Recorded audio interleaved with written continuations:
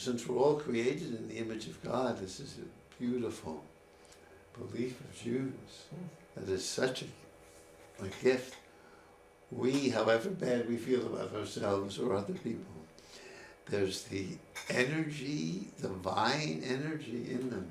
In the Hindu tradition, they say Namaskaramandi. Nara. Namaskaramandi, Namaskaramandi.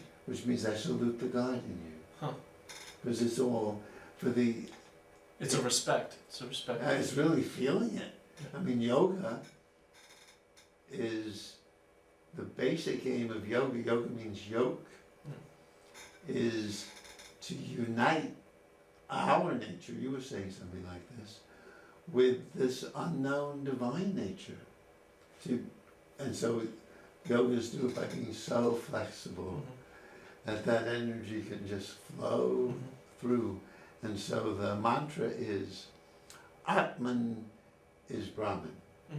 If you really, which you might believe, if you really discover yourself, who you really are, you'll discover your divine. The way I see it is what I was created to do on this planet. I have, like Jeremiah, God says, I knew you before you were formed in the womb. He knew that Jeremiah had a mission. Yeah. And he was creating him for a purpose. Yes. So, in that sense, I do agree with this, that we have that spark of divinity in us. Yes. Where we were created to be, as he told Adam, to take control of your surroundings and to do something. God created us to be creators like himself. Yes. Right? Little godlets.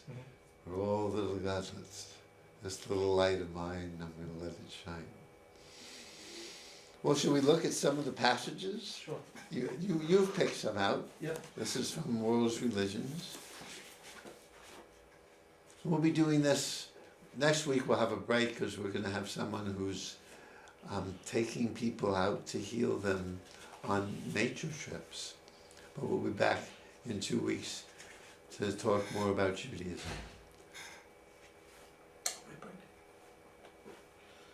I'm picking out portion, right? Sure. Okay.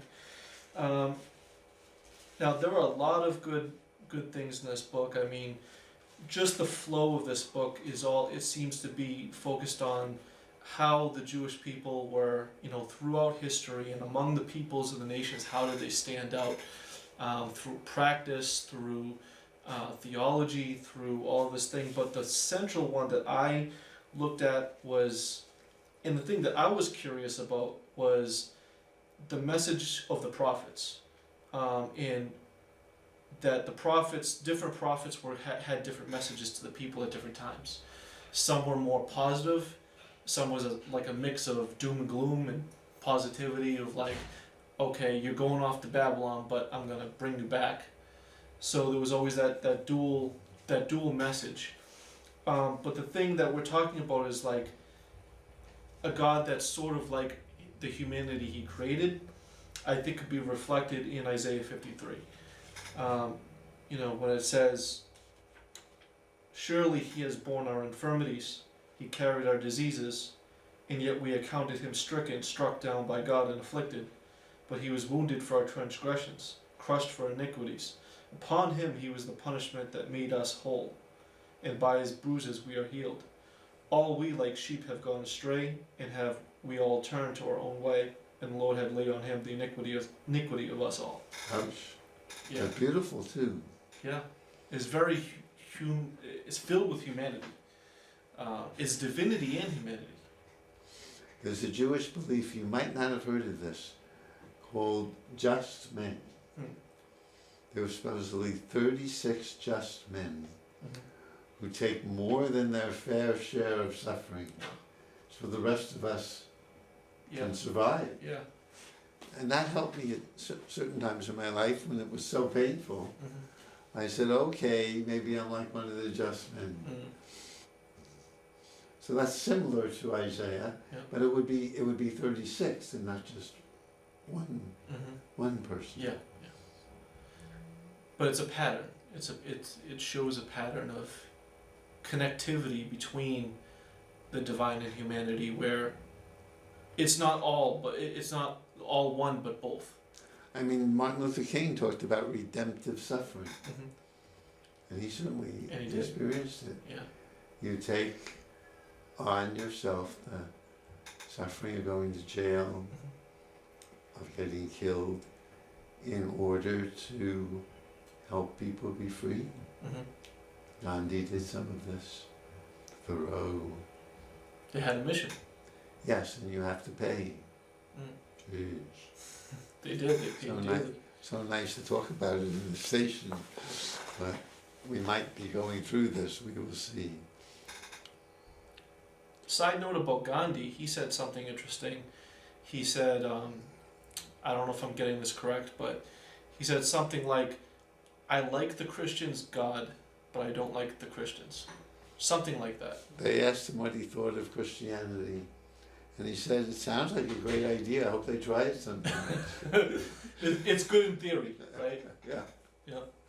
But they weren't being, Yeah, they weren't doing it. they weren't loving their enemies. Yeah, I mean, that's extraordinary. yeah. That Yeshua, in his better moments, on Mondays, Wednesdays, and Thursdays, Mhm. he could love his enemies. On Tuesdays and Fridays, he was. I don't feel like dealing with these guys. Yes, you're gonna, but that was extraordinary Mhm. to even come up with that, Mhm. to really love your enemies, and that can. I mean, that's what Martin Luther King tried Mhm. to do. Let's change their hearts. Yeah. Take their violence and change their hearts. That works with people. Change the cycle. Yes, if someone can get really angry at you and you can still Mhm. kill them with kindness, Mhm. they can turn around sometimes. Mhm. Sometimes. Now, in our day and age, we don't have the temple in Jerusalem. We don't have the sacrifices. We don't have the burnt offerings. We don't have all of that. So, the way I look at Torah, the laws, many of the hukat, right? The hukat laws, which are the laws that we don't really have an explanation for.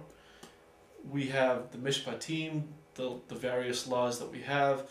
You will do this, you will do this at this time and that time. There are some that we can do, and there are some right now that we can't do.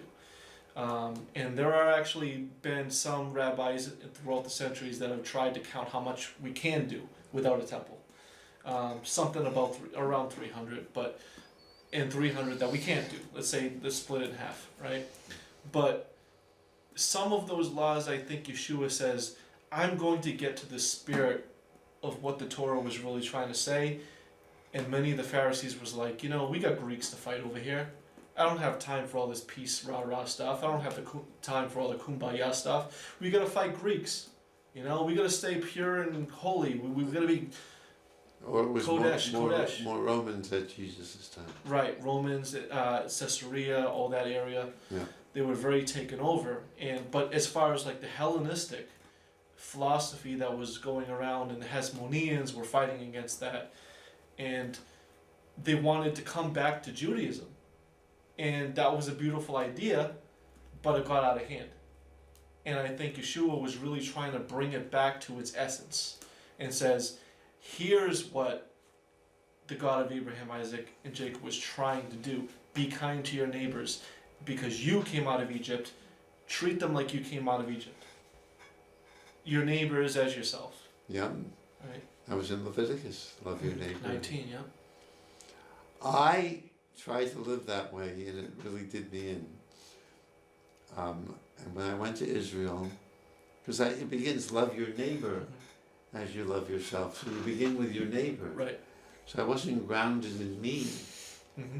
And Rabbi Hillel, living at the same time as Jesus, a little earlier, Mm-hmm. said, if I'm not for myself, Mm-hmm. who will be for me? Right.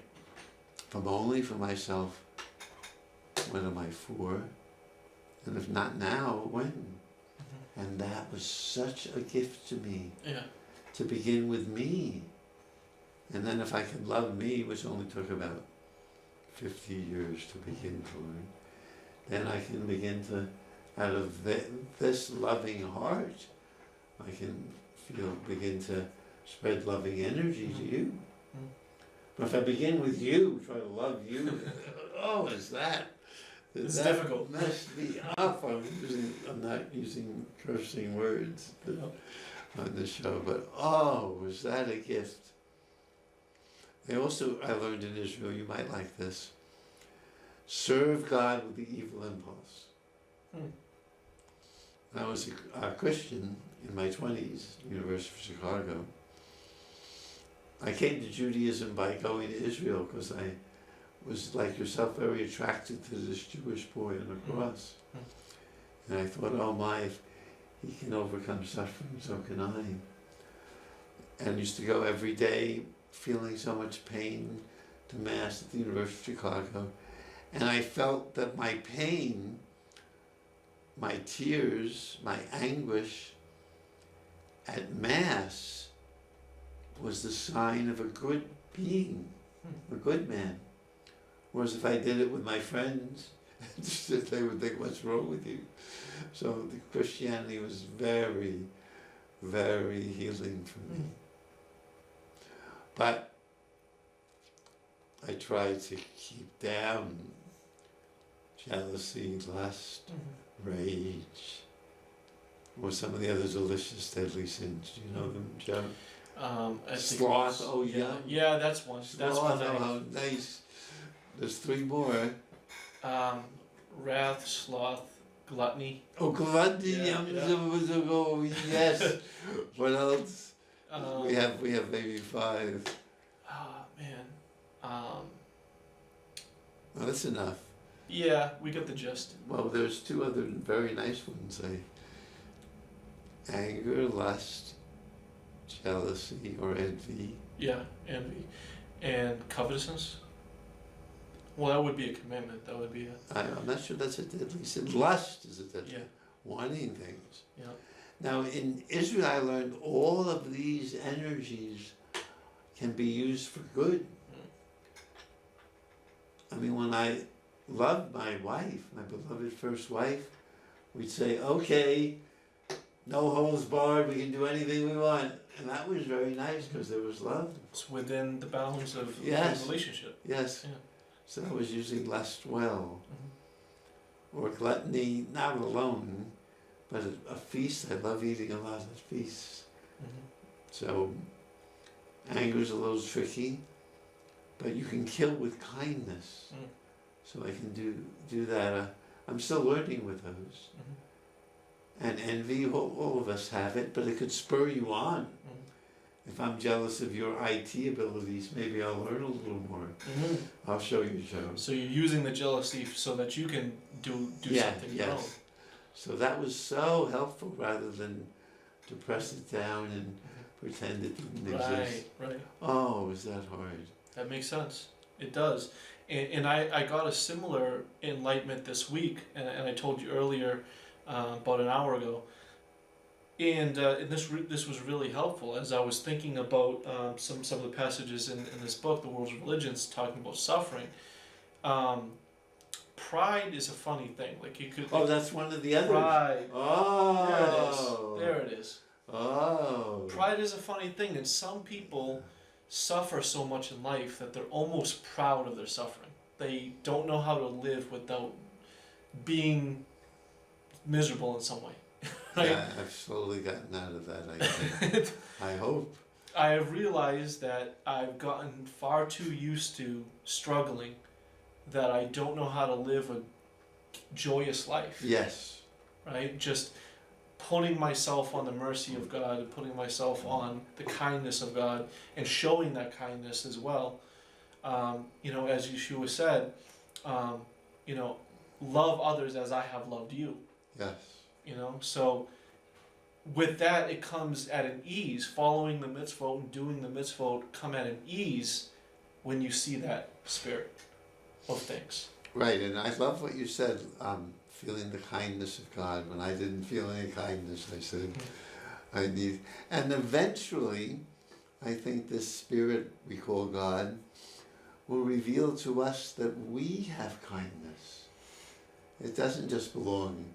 God wouldn't be like a father who says, all the good qualities belong to me, all the bad ones are yours. That we would discover our love and kindness. Because God needs that from us too. That's one of those, and so that would be very elevating. I think Chabad is an acronym for a couple of those, Hesed, right, the kindness, and I'm not sure, I think the other one is wisdom. So, I mean, those qualities, those are very, you have to balance it out, because you can be kind to people, but don't know the other person, and someone could take advantage of you. So you also have to have wisdom, and you have to balance that out. Very hard. It's very hard. It is very hard, because you want to help somebody, but they could take advantage not only of you, but you're not helping them by Now, when are you making them codependent? codependent. That's I it. wonder about that with certain people I help a lot. It's very. It's not easy. It's challenging. One step at a time. We're growing with God and everybody else. There's also a lot of good tools, I mean, within Judaism that have to do with character development. I have friends who have explained a lot of things out of the Tanya. Talks about a lot of character development of the soul, and we do wrestle with the, as Christians would say, the flesh, but in Judaism you might call it the Yetzer Hara, like as you mentioned, the inclination, the evil inclination, and then there's also the good inclination. But it's all perception, I think. It's you have to have almost the mind of God in order to discern what is good and what is bad. But that was one of the first sins. I mean, hey, you will know good and evil, right? So maybe the whole point was to just have the relationship with Hashem enough. Like, you don't need to know all the secrets of the universe. You don't need to know everything.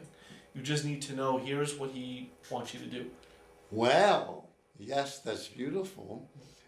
Does He really want you when you grow up? Wouldn't the Father want you to make decisions of your own? Yeah. I mean, I understand. I just have time to slip this in. When we're given a beautiful garden, which humanity existed in when we were young, back in the old days, and the owner of the garden says, you can do anything you want, anything, except you see that beautiful tree in the middle of the garden, don't eat that fruit. I'll be gone for a while, see you around, Joe. Like, but guess what we would do? Gee, hey Joe, let's give it a try.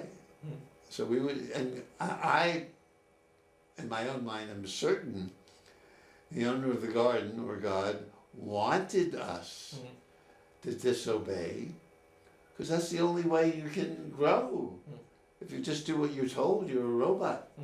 And He wanted us free. There had to be choice. Yes, He wanted us free, and wanted us even to get back in the garden when we were thrown out, because it's hard to be free. He put it's called a cherubim, which has a face of a human, the wings of an eagle, the body of a lion, a really tough character. And we can get back to the garden as free this time. Right. Stronger. Much stronger. Yeah. I mean, many Christians that I know, and I try to tell them this, I says, yes, there are sins, and yes, there are things that we do wrong. You could say the word sin, but you could also say the word missing the mark. That's what sin means in Hebrew. Yes. Yeah. It's a missing of the goal, right? Yeah, we have 20 seconds. And so just to wrap up, I don't want to harp on, Satan's out to get you. The Nahash, the Satan is out to get you. He's always over your shoulder. I know Christians who are like that. And I just want to tell people, God is working on all of us. And it's not all about fighting the devil.